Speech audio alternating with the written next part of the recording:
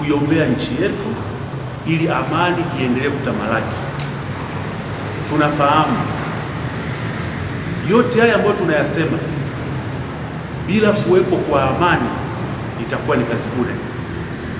Yote haya ambayo tunayafanya bila kuwepo na amani, unaona, itakuwa kama vile tunatwanga maji kwenye kinu. Na ili amani iweze kutamalaki, tunawategemeeni nyinyi viongozi wa dini. Mna jukumu kubwa sana kwenye jamii kuhakikisha kwamba amani inaendelea kutamalaki. Tunafahamu baada ya tarehe 29 na kuja huku mbele yanasemwa mengi kwenye mitandao ya kijamii kwamba kutakuwa kuna maandamano mengine, kutakuwa kuna nini. Serikali kupitia Mheshimiwa Rais ambaye ni Amiri Jeshi Mkuu ametoa maelezo na kuomba amani iweze kutamalaki. Lakini Mheshimiwa Rais yeye amezungumza kwa nchi nzima. Sisi kwa kipande chetu cha wilaya ya Chunya bado tuna jukumu la kuendelea kuambiana, kuendelea kuombana ili hizi salamu tuzifikishe kwa waumini wetu na jambo la amani liendelee kutamalaki. Niwaombe viongozi wangu wa dini, tunapopata nafasi ya kutoa mahubiri yetu kwenye ibada, kwenye mawaidha, jambo la amani tuendelee kulisisitiza, tulipe kipaumbele. Vurugu tuzikatae. Na sisi watu wa Chunya, huu sio utamaduni wetu.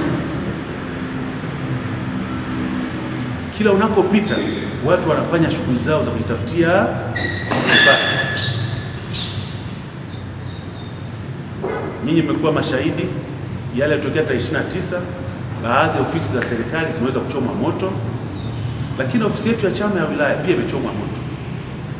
Sasa hatujui baada ya wakimaliza hapa wataenda wapi. Watakuja kwenye majumba yetu ya kuishi, watakuja kwenye shughuli zetu za kibiashara, na mwisho wa siku wakimaliza huko watakuja kwenye nyumba za ibada.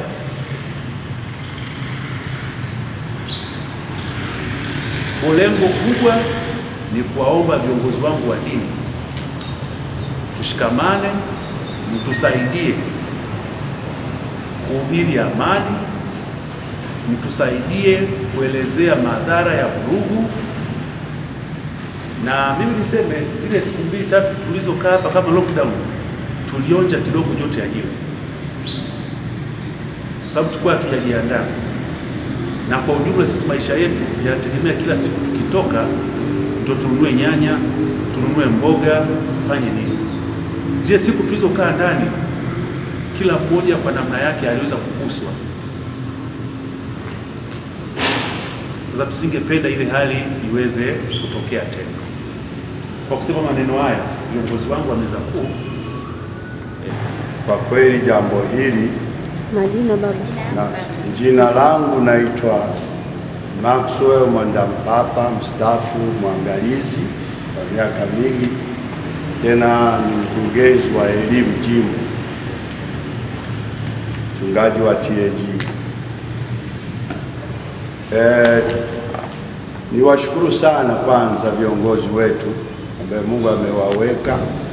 Ndio maombi yetu kwamba muweze kwa viongozi na kuwepo kwenu, tunawaamini, iwe vyombo vya serikali, jeshi, tunaamini, maana mamlaka iliyowekwa hiyo tunaiamini na kuiombea. Na nyewe msiwe na wasiwasi, tunawaombea. Na kama kiongozi wa kanisa, ninaamini wale waumini ni kuwaweka sawa. Tunashughulika sisi rohoni mpaka mwili. Kwa hiyo washirika, msiwe na wasiwasi. Kivyangu nishawaweka vizuri. Sisi tunapenda amani. Amani, Bwana Yesu alisema amani yangu na waachieni na wapa, na sivyo ulimwengu toapo. Tunahubiri amani. Haya yaliyopita kwetu ni mageni. yametutisha, lakini ombi letu, mimi nalaani kitendo cha 29. Sikubaliani kwamba kitatutokea tena. Nina imani kwamba Mungu ni muhusika, ataingilia kati. Mpaka mimi tumefanya njia ya kuomba amani katika nchi yetu. Atakayeinuka, hata Mungu wetu tukisema ahalisha, atahalisha lakini hatuombi laana, tunaomba amani ili watu tuendelee. Na ni maombi ama ni imani yangu kwamba hili jambo, ingawa lilikuwa na nyuma yake tusiyolijua, lakini naamini Mungu yupo, litarekebika. Tena na washukuruni ili mpate kutuelewa viongozi wa dini. Tuna watu, lakini kitendo cha kuwashawishi waende kwenye vurugu, hilo halipo. Nasema kama mchungaji, hilo halipo. Na mule kanisani nimetangaza, yoyote atakayehusika kwenye kitendo cha vurugu ama vikundi, mimi huyo asitazamie kwamba atakuwa ni mshirika wangu, maana huyo anavunja amani. Sisi ni waleta amani, maombi yetu ni amani, vurugu haipo. Kanisani tunapenda umoja, tunapenda amani, tunapenda upendano, ndio kitu tunachokihubiri. Na Mungu wetu ni amani, ni upendo. Na niwaombe serikali yetu, sisi hatuna mashaka na nyinyi, tuna imani na nyinyi, na kitendo hiki kilichopita tunaamini kwamba hakitaturudia, maana hakijawahi kutokea. Hata wakupata uhuru wetu hatujawahi mwaga damu, hata sasa mpaka ikawa ni kisima cha amani. Naamini kwamba jambo hili tunaomba kwa Mungu, wala halitatokea. Tunamwomba Mungu, huyu Mungu aishie milele, lazima atatupa mwelekeo na njia na amani. Nawashukuru sana viongozi. Mchungaji Luka Mdoro kutoka ushirika wa Mgoro, kanisa la Mwanani. Kwanza nichukue nafasi hii Mheshimiwa mbunge wetu kwa kuchaguliwa kwako kuwa mbunge wetu katika jimbo letu la Lumba. Nasema asante sana, hongera sana. Halafu jambo la pili ni kushukuru pia kwa busara zako kwa kutukutanisha hivi viongozi wa dini. Hizo ni busara pekee ambazo mtu mwingine hawezi akafikiria, na kushukuru kwa hekima zako. Alafu jambo la tatu pia, nami niungane na wenzangu kurani vurugu zilizotokea tarehe 29 kuamkia tarehe 30, karibu zidumu karibu siku 3-4 hivi. Kwa kweli, ndugu mheshimiwa mbunge, tulipata shida sana. Vurugu zilizotokea zile tunarani kabisa ya kwamba zisijirudie tena, yaani zisijirudie tena. Kwa kweli tulipata shida. Mimi nikiwa kule Mapogoro, wapendwa wengi kutoka Chunya huku walikuwa wanakimbilia Mapogoro kununua kutafuta mahitaji, nao wanakuja kwa njia ya chocho, hawapiti barabarani, wanapita kwenye njia za chocho, ndio wanakuja kupata mahitaji pale. Huku Chunya ni vurugu tupu, hakuna amani. Kwa hiyo tunarani kabisa. Sisi kule Mapogoro ilikuwa ni amani kwa kweli, tunamshukuru Mungu kwamba ilikuwa ni amani, lakini kwetu huku Chunya na kuendelea ilikuwa ni vurugu. Kwa hiyo tunarani kabisa zile vurugu zisijitokeze tena. Alafu tunasikia kwamba wanajipanga tarehe 9 kuandamana tena, na waliomsikia Mheshimiwa Rais wakati anazungumza na wazee wa Dar es Salaam alisema kwamba tunasikia wanajipanga tena tarehe 9. Alafu akasema hapana, hiyo tarehe 9 tuairishe kwa sababu jeshi limejipanga. Tuhamishie tarehe 25 wakati wa sikukuu ya Krismasi. Rais akatamka ya kwamba hatuna siku ambayo kwamba labda ndio rasmi tumejipanga. Siku zote jeshi la polisi limejipanga. Kwa hiyo na mimi ndipo nafikiria kujiuliza kwamba hivi hawa wanaojipanga hawa wako wapi? Wapo Tanzania hii? Wapo kwenye mikoa yetu hii? Naomba jeshi la polisi mtusaidie kama mnavyo. Nawashukuru sana, mnajitahidi sana kuleta amani, na naomba sana tena muendelee kujipanga kwa ajili ya kuleta amani. Hao watu wanaojipanga hao, natumaini kwamba tunao, na sisi tuwe msaada kwa jeshi la polisi. Wale ambao wanajipanga tunao huko vijijini, wengine tunao mijini humo, basi tutoe taarifa sahihi kwa jeshi la polisi. Jamani, kuna mpango huu na huu na huu, itakuwa ni msaada kwa jeshi la polisi. Ninaomba tulisaidie jeshi la polisi. Jeshi la polisi hawawezi peke yao bila kusaidiana na sisi, bila kusaidiana na sisi. Naomba tuwe pamoja kutoa taarifa za uhalifu kwa jeshi la polisi. Kwa kweli tunaamini ya kwamba tarehe 9 hiyo itakuwa ni amani tu na kuendelea, maana kipindi kile tulikuwa tumejiwekea tu kwamba hakuna labda vurugu hazitatokea, tukajionea sisi wenyewe. Lakini sasa naamini kabisa jeshi la polisi limejipanga, hata sisi wananchi tumejipanga kwa ajili ya kutoa taarifa sahihi kwa jeshi la polisi. Naamini itakuwa ni amani. Jambo lingine, kama nilivyotangulia kwamba tunamshukuru Mwenyezi Mungu aliyotuwezesha kufika hapa, lakini pia kuwashukuru viongozi wetu wote ambao wanaotusimamia kama wilaya yetu hii ya Chunya, na kushukuru mbunge na mkuu wa wilaya kwa hiki ambacho ulichokuwa umetuitia hapa. Sisi kama Waislamu, baada ya kupata taarifa hii ya kikao hiki, kidogo tulipata shaka kidogo, maana tuliambiwa kwamba tutakuwepo siku ya Ijumaa. Kidogo tukapata shida kwa sababu kuona kwamba siku ya Ijumaa na sisi tutakosa, kama kuna maelekezo ya kuweza kuelekeza waumini tutayakosa. Kwa bahati nzuri tumeipata hii nafasi. Tukushukuru sana kiongozi kwa hilo ambalo ulikuwa umekusudia. Ndugu zangu, hali ambayo ilikuwa imeweza kujitokeza si hali ya kawaida, ambayo ni kitu ambacho si cha kawaida katika maisha yetu yote katika tezo ya Tanzania hii.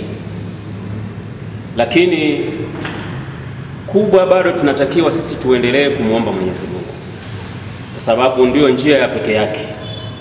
Mwenyezi Mungu yeye yuko hai, yeye hana sifa ya kufa wala ya kusinzia. Kwa hiyo sisi tuweze kumtegemea Mwenyezi Mungu. Hapa tulipokuwa tumetulia, tuendelee kwa maana kuwa na utulivu huu, na nchi yetu iwe na utulivu zaidi. Lakini pia cha kusema kingine ni kuhusiana kwamba tusifikishe kulaumiana baadhi ya mtu binafsi, kwa sababu sisi sote ni watu wasimamizi na ni viongozi. Mafundisho ya mtume wetu sallallahu alaihi wasallama anatuambia kwamba kila mmoja yeye ni mchunga, na kila mmoja atakuja kuulizwa kile anachokichunga. Kwa hiyo kuanzia ngazi za juu mpaka kufikia sisi ngazi za chini kama viongozi. Kwa hiyo ni lazima kwamba sisi viongozi kama viongozi tuchukue wajibu wetu wa kuweza kuiendeleza na kuidumisha hii amani na kuweza kuisambaza.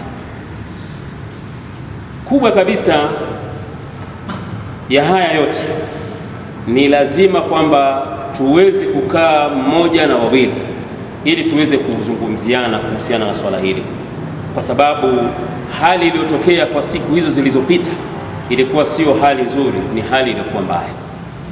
Kwa hiyo tutakapoendelea kwa maana kumuomba Mwenyezi Mungu, bado Mwenyezi Mungu anatuweka katika njia iliyokuwa na amani. Tusimwache Mwenyezi Mungu. Mungu tukimwacha basi tutambue, kwa maana shida zinaweza zikatokea, lakini bado tunatakiwa tuendelee kumuomba Mwenyezi Mungu sana na tuweze kudumisha amani yetu, tuweze kuiendeleza. Sisi kama sisi huwa tunayafanya hii kazi katika sehemu ya misikiti, katika nyumba zetu za kiibada huwa tunaifanya sana kazi kuiombea nchi na kuombea viongozi kuhusiana na amani. Kwa hiyo ikiwa kwamba ndio hivyo, sisi tutaendelea kumwomba Mwenyezi Mungu, lakini kuiombea nchi yetu, lakini pia kuombea viongozi wetu tuweze kuendelea kudumu katika kutekeleza yale ambayo tunatakiwa kuyafanya. Kingine, mheshimiwa, niungane na mchungaji mmoja kwamba hivi vikao viweze kufanyika mara kwa mara, kama vile alivyosema ile miezi mitatu ikiwezekana, kwamba tukutane, kwa sababu tunakuwepo na watu wengi, na kama nilivyotangulia kwamba tunamshukuru Mwenyezi Mungu aliyotuwezesha kufika hapa, lakini pia kuwashukuru viongozi wetu wote ambao wanaotusimamia kama wilaya yetu hii ya Chunya, na kushukuru mbunge na mkuu wa wilaya kwa hiki ambacho ulichokuwa umetuitia hapa. Sisi kama Waislamu, baada ya kupata taarifa hii ya kikao hiki, kidogo tulipata shaka kidogo, maana tuliambiwa kwamba tutakuwepo siku ya Ijumaa. Kidogo tukapata shida, kwa sababu kuona kwamba siku ya Ijumaa na sisi tutakosa, kama kuna maelekezo ya kuweza kuelekeza waumini tutayakosa. Kwa bahati nzuri tumeipata hii nafasi. Tukushukuru sana kiongozi kwa hilo ambalo ulikuwa umekusudia. Ndugu zangu, hali ambayo ilikuwa imeweza kujitokeza si hali ya kawaida, ambayo ni kitu ambacho si cha kawaida katika maisha yetu yote katika tezo ya Tanzania hii. Lakini kubwa, bado tunatakiwa sisi tuendelee kumwomba Mwenyezi Mungu, kwa sababu ndio njia ya pekee yake. Mwenyezi Mungu yeye yuko hai, yeye hana sifa ya kufa wala ya kusinzia. Kwa hiyo sisi tuweze kumtegemea Mwenyezi Mungu. Hapa tulipokuwa tumetulia, tuendelee kwa maana kuwa na utulivu huu, na nchi yetu iwe na utulivu zaidi. Lakini pia cha kusema kingine ni kuhusiana kwamba tusifikishe kulaumiana baadhi ya mtu binafsi, kwa sababu sisi sote ni watu wasimamizi na ni viongozi. Mafundisho ya mtume wetu sallallahu alaihi wasallama anatuambia kwamba kila mmoja yeye ni mchunga, na kila mmoja atakuja kuulizwa kile anachokichunga. Kwa hiyo kuanzia ngazi za juu mpaka kufikia sisi ngazi za chini kama viongozi. Kwa hiyo ni lazima kwamba sisi viongozi kama viongozi tuchukue wajibu wetu wa kuweza kuiendeleza na kuidumisha hii amani na kuweza kuisambaza. Kubwa kabisa ya haya yote ni lazima kwamba tuweze kukaa mmoja na wawili, ili tuweze kuzungumziana kuhusiana na swala hili, kwa sababu hali iliyotokea kwa siku hizo zilizopita ilikuwa sio hali nzuri, ni hali iliyokuwa mbaya. Kwa hiyo tutakapoendelea kwa maana kumuomba Mwenyezi Mungu, bado Mwenyezi Mungu anatuweka katika njia iliyokuwa na amani. Tusimwache Mwenyezi Mungu. Mungu tukimwacha, basi tutambue kwa maana shida zinaweza zikatokea, lakini bado tunatakiwa tuendelee kumuomba Mwenyezi Mungu sana na tuweze kudumisha amani yetu, tuweze kuiendeleza. Sisi kama sisi huwa tunayafanya hii kazi katika sehemu ya misikiti, katika nyumba zetu za kiibada huwa tunaifanya sana kazi kuiombea nchi na kuombea viongozi kuhusiana na amani. Kwa hiyo ikiwa kwamba ndio hivyo, sisi tutaendelea kumwomba Mwenyezi Mungu, lakini kuiombea nchi yetu, lakini pia kuombea viongozi wetu tuweze kuendelea kudumu katika kutekeleza yale ambayo tunatakiwa kuyafanya. Kingine, mheshimiwa, niungane na mchungaji mmoja kwamba hivi vikao viweze kufanyika mara kwa mara, kama vile alivyosema ile miezi mitatu ikiwezekana, kwamba tukutane, kwa sababu tunakuwepo na watu wengi na wa Chunya hatutakuwa tumesaidiwa.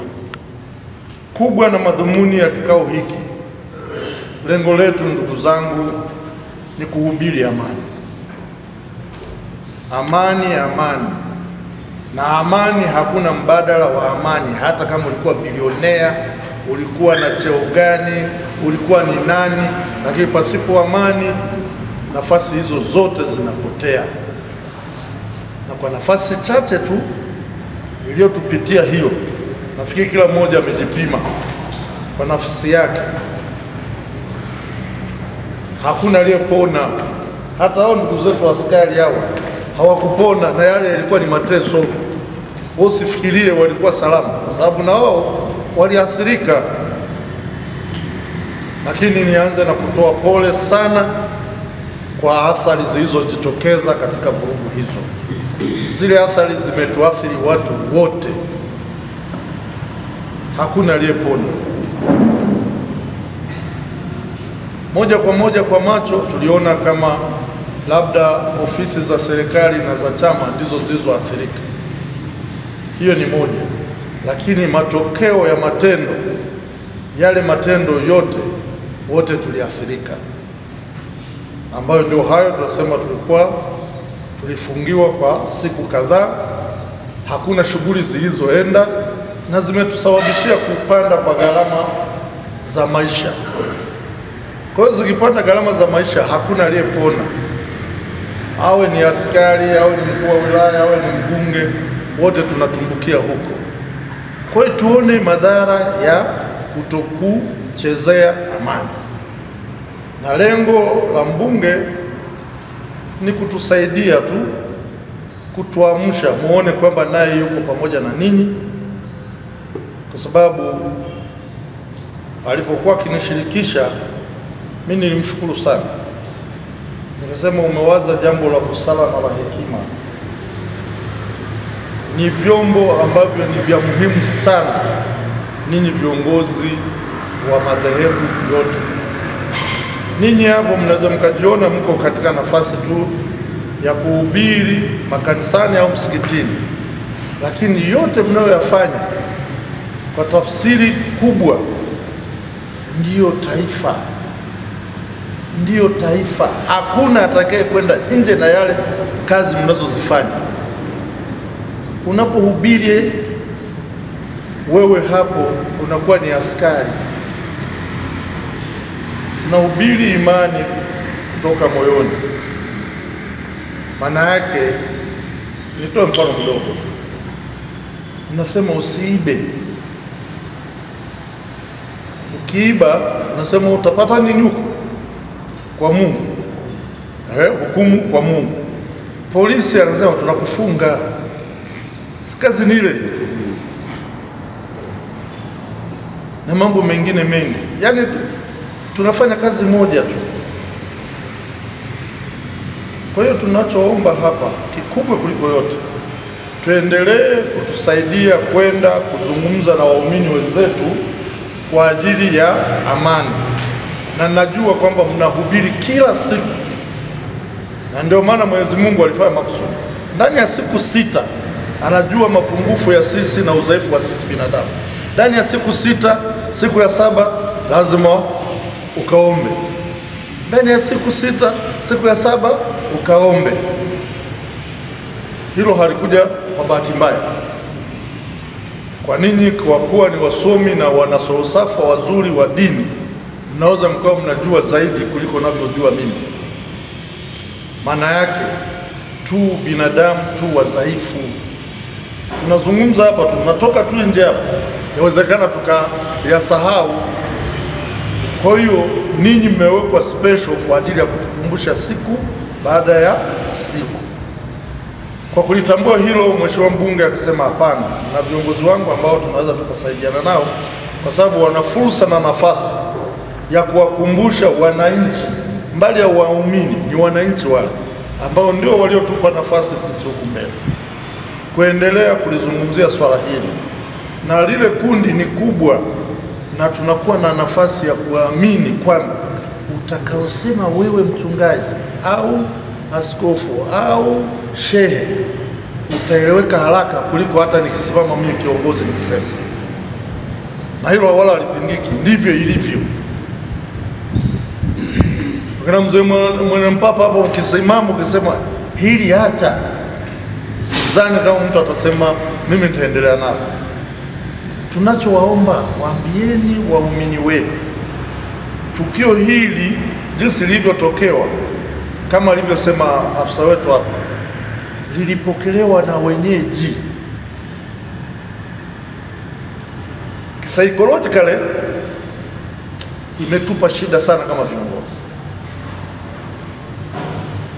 na ndio maana unaweza kukuta kama watu wote tulipigwa butwa au kama pepo vile, lilipita kama pepo. Hata ninyi nafikiri mkilichunguza hata kama pepo, kwa sababu liligusa huku kwa sura ile ile.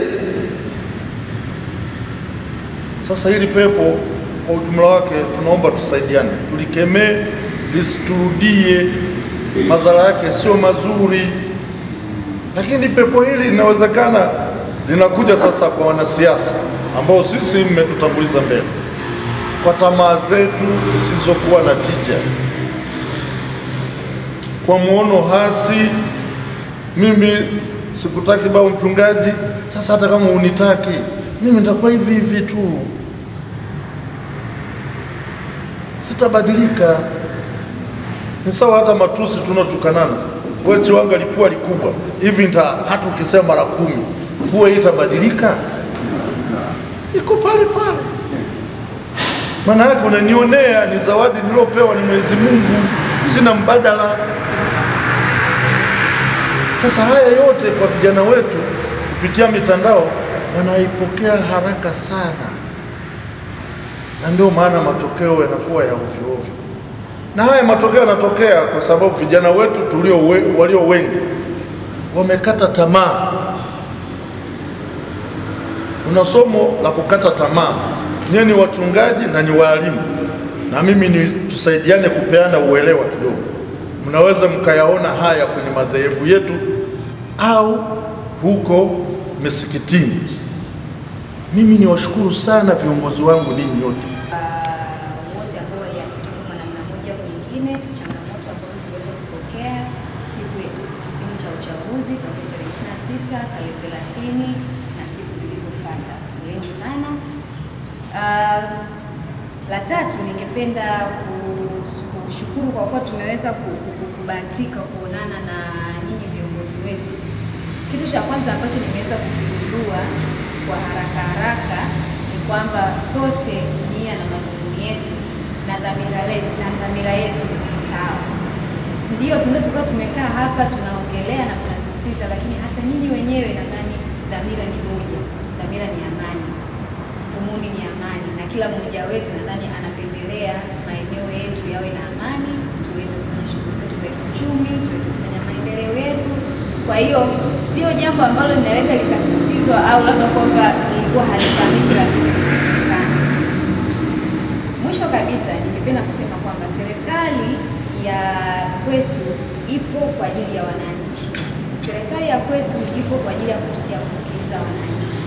Kwa hiyo mimi kama mwakilishi wa mkuu wa wilaya ambaye ndo mwenyekiti wa ulinzi na usalama katika eneo la Chunya, wilaya ya Chunya kwa ujumla, kwamba vyombo vyote viko chini yake, vyombo vyote vya usalama pamoja na vyombo mbalimbali, na ndio maana tumekuja hapa kuzungumzia pia masuala ya maendeleo. Tumeongelea changamoto za maji, tumeongelea changamoto za barabara ambazo kweli tumezichukua, lakini pia hata changamoto mbalimbali za mmoja. Shehoza, umeongelea swala lako la TFS, nadhani ni vyema pia ukaja ukalileta kwetu ili tuweze kulisikiliza na kuangalia kwamba linatatuliwaje, kwamba kama lina ukweli ama la ndani yake.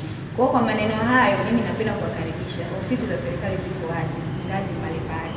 Kwa hiyo muweze kuja, mnakuja kuleta changamoto ambazo zinatokea, mlete maoni, mlete mapendekezo, chochote ambacho kile mnaona kabisa kinaweza kufikie au taarifa ambayo labda wengine mmeisikia. Haya, mimi napenda kuwasihi sana viongozi wetu, mnapoenda kuhubiri, mnapoenda kuongea na maneno waumini wenu mbalimbali ambao wako kwenye sehemu mbalimbali, muweze kuwaambia na kuwasisitiza kwamba swala la amani ni swala ambalo sote tunapenda liwepo na tunatamani liwepo. Lakini pia nawahakikishia serikali kama serikali tuko tayari, lakini tuko tayari kuwasikiliza, lakini pia tunawahakikishia usalama wenu, usalama wa vyombo vyenu na hali kadhalika pia usalama wa kimwili na kiafya. Kwa hiyo tujitahidi sana sana sana maneno ambayo yanaongelewa kuhusu 9 Disemba na vitu vingine yaweze kupuuzwa, ila tudumishe kile ambacho sisi tunaamini kwamba kwa miaka toka ya Nyerere tulikuwa tunaishi nayo na tuendelee kuishi nayo mpaka sasa. Kwa hiyo mimi ni hayo tu, napenda kuwa